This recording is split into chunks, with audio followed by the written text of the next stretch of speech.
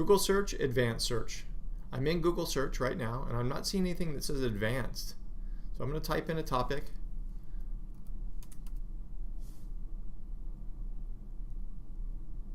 And I'm going to now look for advanced here. And I don't see anything, but I know that there's two things that are showing here, settings and tools. So I'm going to click on settings and I'm going to go down to advanced search.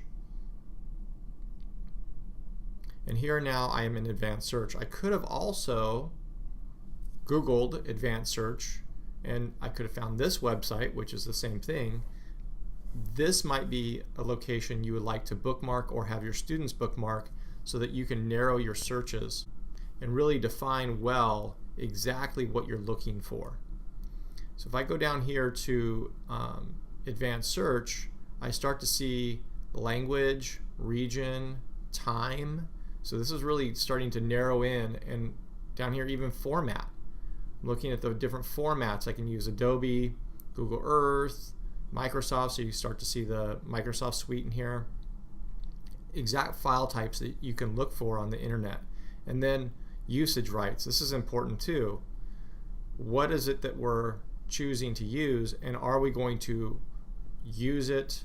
Are we going to share it? Are we going to modify what we're using? So I'm actually looking for, I'm going to switch back over here. I'm looking for the Eiffel Tower, and I'm looking for some form of model to use with my students, or maybe even have them build something. So I'm going to go down here, I'm going to go to format. I'm going to look for it in PDF first, and then I might need to look for it in a Word document. So let's scroll down here. Oh, there it is.